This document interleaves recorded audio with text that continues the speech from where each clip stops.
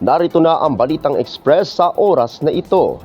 Tricycle driver sa lungsod ng Kidapawan nagpa-free ride sa gitna ng mahal ng presyo ng petrolyo.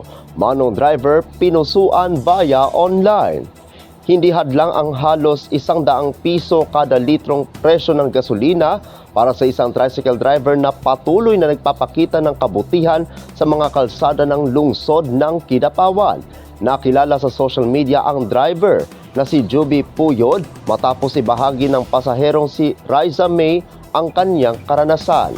Sa kabila ng hirap na sitwasyon o ng kalagayan ng sektor ng transportasyon sa lungsod ng Kidapawan dahil sa hindi pa tumataas na official tariff, ginawa na umanong panata ng driver na may KD number 1-3194 na nagbigay ng libreng sakay sa mga mapapalad na pasaherong kanyang matatapatan.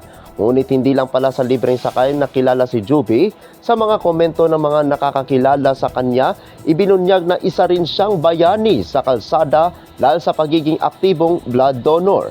Isa dating pasahero ang nagbahagi na nang malaman ni Juby na kailangan nila ng dugo para sa kanyang pamangkin. Agad siyang nagdala sa City Blood Bank upang mag-alay ng kanyang sariling dugo na walang anumang kapalit.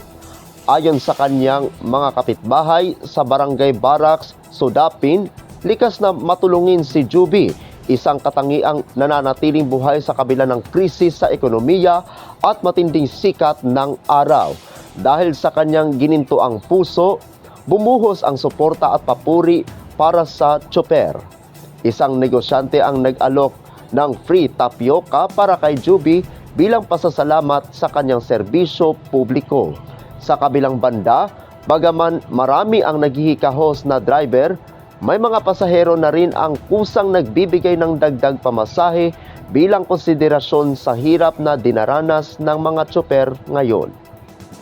Ang kwento ni Juby ay nagsisilbing paalala na sa gitna ng nagmamahalang presyo ng langis, may mga bagay na nananatiling libre, ang malasakit at pagmamahal sa kapwa. At inaasahan na magsisilbing inspirasyon si Juby Puyod sa iba pang mga motorista at mamamayan ng lungsod ng Kidapawan habang patuloy na inaabangan ng mga commuter ang kaniyang unit sa daan, hindi lang para sa libreng sakay, kundi para masaksihan ang tunay na diwa ng bayanihan.